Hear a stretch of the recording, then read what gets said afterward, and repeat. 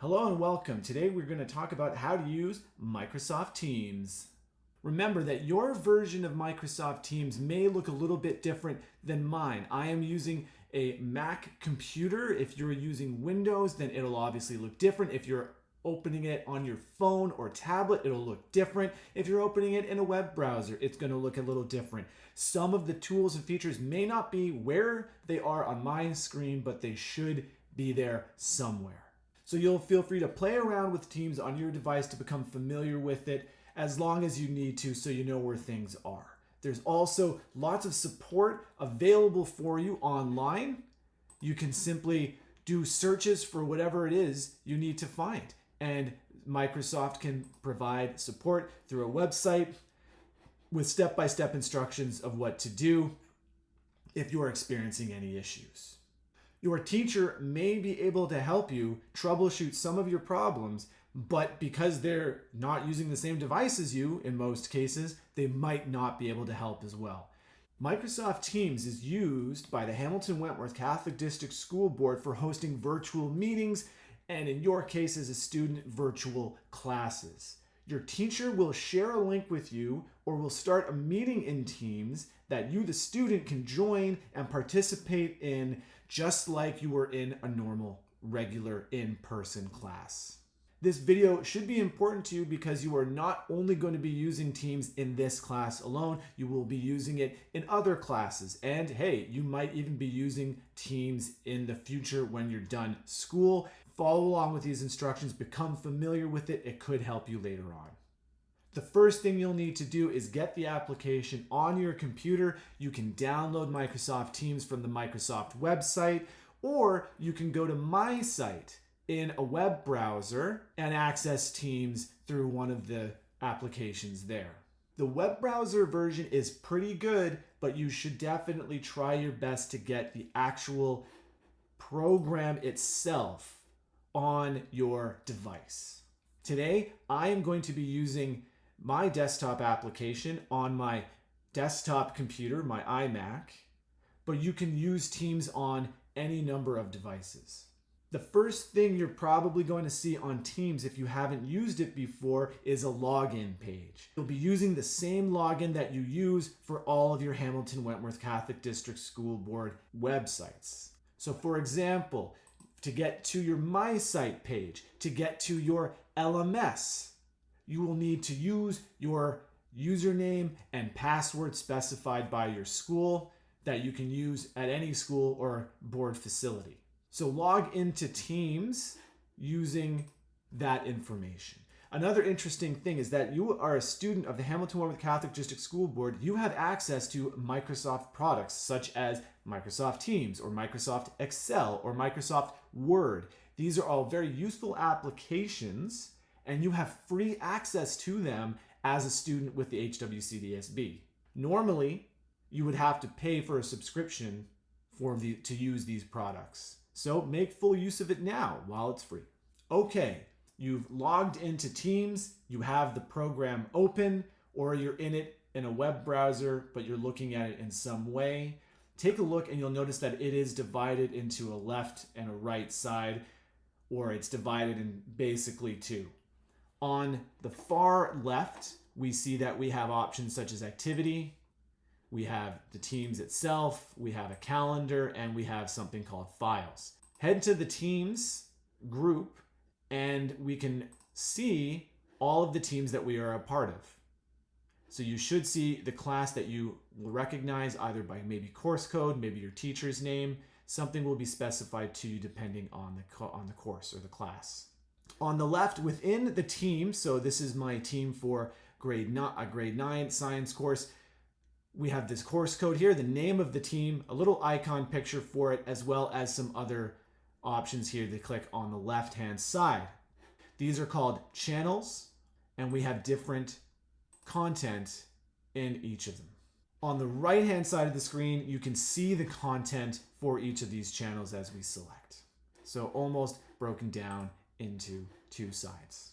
The channels in a team are almost like different rooms that you can enter. They have different purposes a lot of the time. You can have a general channel where we can post conversations with simple questions. How do I access a meeting? can put important information in another one with links, can also have one specifically for meetings, as well as each unit in a course. Your teacher will divide it up differently, but the purpose of a channel is pretty much the same across all courses. The main reason we're here is to look at meetings because that's the most important thing. The meeting itself is like attending class, but virtual. So we're going to focus mostly on getting into a meeting and a couple of the features once we're in there. So there's a couple of ways that your teacher can ask you or can send you an invite to a particular meeting. One of the ways is your teacher can actually schedule it in advance. What's handy about this is this meeting, if it's scheduled, should show up in your calendar. So if you open up the calendar from your My Site, you should be able to see any scheduled meetings in the future. Not all meetings are scheduled, however. Sometimes they will be activated within a particular channel. So let's take a look at the situation where your teacher has started a meeting within one of the channels and you need to find it and join it. Take a look at the channels list because a meeting has to occur within a channel. If you see this little icon that looks like a camera, go to the channel that has that icon and you should be able to see a meeting that is occurring with a matching icon on the left-hand side. It will come in chronological order or in order based off of date after any other posts that were made. So in this example, we are looking at the channel within the SNC1L team, Unit 4 Space channel. There's a meeting going on. I can see because there's a join button. Notice that there are other links and other things posted. The poster identity is indicated on the left. However, a meeting just has the camera icon to show you that it's been started. Clicking on the join button should give us some options. You might not see this because I am doing a specific example. What I'm going to choose to do is I'm going to add this device because I have another device in the meeting. Not super important for you because you guys will not have multiple devices. Only join the meeting on one device if you're uncomfortable using Teams. I click join and now I'm a part of a meeting. My mic and speaker have been muted to save us all, to save our ears from the feedback that could happen. Something to be careful about, if you have more than one device, remember that you might have a microphone picking up sound as well as a speaker giving out that same sound, and that creates a feedback loop, and that's what we call feedback, and it sounds terrible. So I wouldn't recommend doing it. Try and avoid it if you can. If you notice that you are experiencing feedback, you can always leave the meeting. You can mute your microphone, turn off your speaker, do something like that. Generally, you want to mute the microphone. Stop the input and then let the output deal with itself. I'm the only person in this meeting. Very lonely. Doesn't matter. The meeting should look like this. A black screen with a red button saying leave with a little phone icon indicating that you're going to hang up. I can click for show participants, but more important, I can show a conversation on the right-hand side of the meeting where I can chat. I can type things into chat that gets saved within the specific meeting chat. Notice that I can put the meeting off to one side and I can open up the Teams program. And if you look, you can see what I typed in the chat in the meeting show up down below in the channel. If I hit reply here, we can see it show up in the meeting. This can be confusing because you may think that you are in the meeting. However, you could still only be in the channel itself. Please make sure that you click join and you should see some sort of window like this. If I minimize or make small the meeting, you can see it pop up in the bottom right-hand corner. So you'll see this small window. If I wanted to get back to the meeting, I can click and I can bring it up again. You can also unmute your microphone to talk directly into your device, and everyone in the meeting will be able to hear you if they have their speakers on. These options look different on different devices. I'm not going to do it here, but this would be the option here to turn the audio on. This will turn on both my speakers and my microphone. I don't want to do that for now, but you can play with some of those options yourself. Most of you will probably want to keep your microphone muted. It's good to always check that so that there is no background noise from wherever you are. If you are in a noisy place, then that's going to sound noisy for everybody. So always good to check to make sure that you are muted. The same thing applies for your video. You can turn on a video so that your camera will be able to pick your image up. This can be very helpful. If you have a question for a teacher, you can turn your camera on and you can show them stuff or you can demonstrate things. Very helpful for both you and your instructor, as well as more complicated questions. You can simply, with teacher's permission, unmute your microphone and verbally say your question instead of having to type it out. These are all different ways that you can interact within the meeting itself. You also have some options, such as giving a thumbs up, like a like, a heart, or raising your hand. The raise hand option, once selected, stays activated. You have to also click it a second time to deactivate. Just like in real life, you raise your hand. When the teacher calls on you, you lower your hand. Please be aware of that. It's easy to forget, and then your hand is raised and your teacher may say, do you have another question? And you may forget. So you have to click it and deselect it once you have lowered your hand. This is handy for attendance because you can raise your hand, your teacher can see it. You can also type in the chat. When you hear your teacher give you a prompt, you can type in the chat to give a response. These are the main features of Teams. This video is meant to just be the basics. So let's say that we're done the meeting, or we're maybe finished with the meeting for now. We can always leave by clicking the red button for us to go, and I can exit on a device. Your teacher will probably still have the meeting going. There could be a number of reasons for you to leave the meeting, but there could be another reason for you to rejoin. If you're having technical issues, sometimes it's best to close the program entirely, restart your device, and then join again. If the meeting is still occurring, you just simply click the join button and you will get back into the meeting just like before.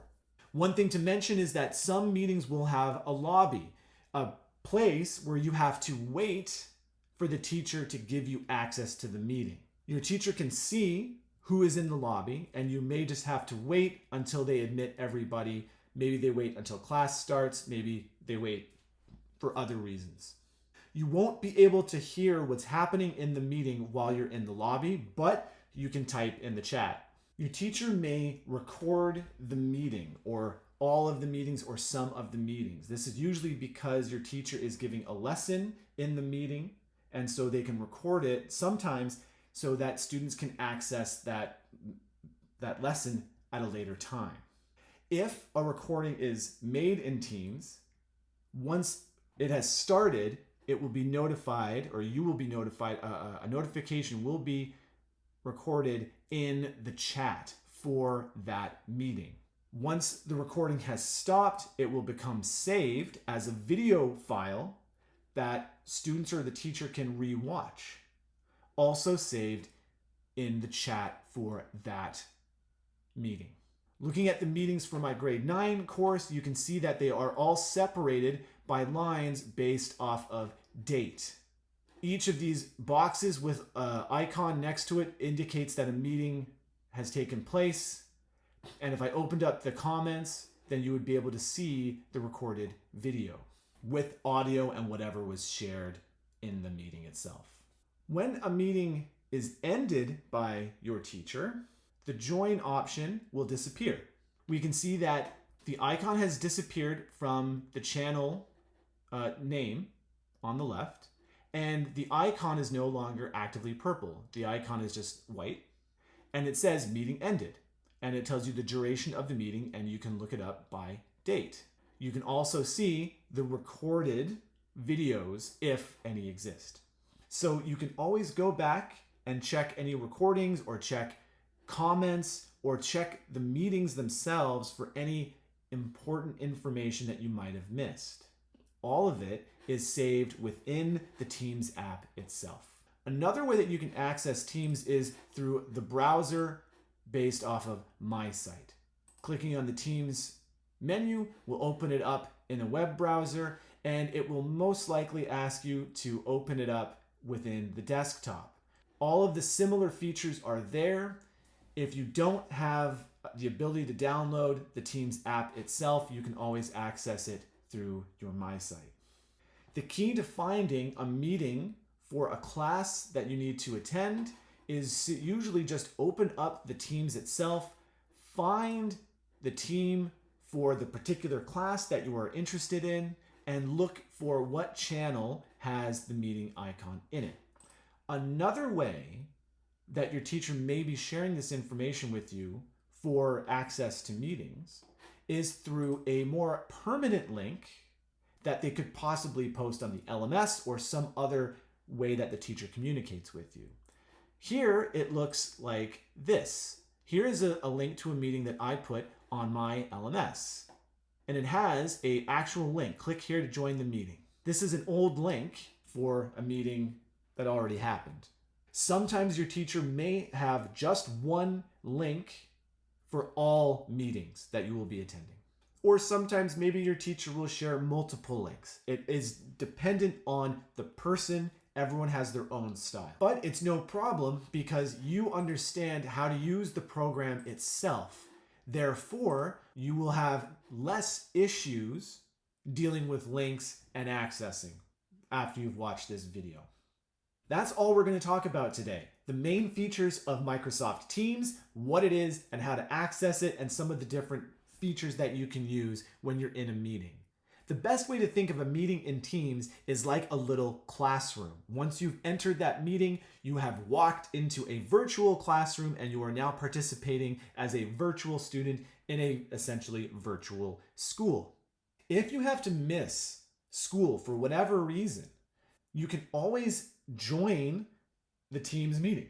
This is very helpful, obviously, for students who are choosing to be online learners only. But those of you coming into school that may have to miss a day for whatever reason, once you have maybe gone to a doctor's appointment, go to a doctor's appointment, let's say in the morning, you can come back and you stay at home, but once you get back home, you could join the Teams meeting and you can listen in on the lesson. Therefore, you don't fall behind. You don't miss anything. I hope you found this video helpful. I hope you understand Microsoft Teams a little bit more. I hope you are familiar with it, and I hope you can tell other people how to use Teams and help them get connected if they're having any problems. And remember, if you are in school, please make sure that you access the Microsoft Teams while you still have the ability to talk to your teacher in person. It is a lot easier to troubleshoot technical problems in person compared to when you are at home. If you're having connection issues, how can you even communicate? So we have to communicate maybe through email or something. That becomes substantially more difficult. You're better off making sure that everything works at the beginning of the year, and if you have any problems, you can ask down the way. So when you eventually have to stay home, you can access the Microsoft Teams and you don't have to miss any of the school. You can hear the lesson, you can participate, you can ask questions, and then you can get the work that you need to do for that day. So very helpful tools here, 21st century learning skills moving forward. So again, I hope this video was helpful. Good luck in your academic careers.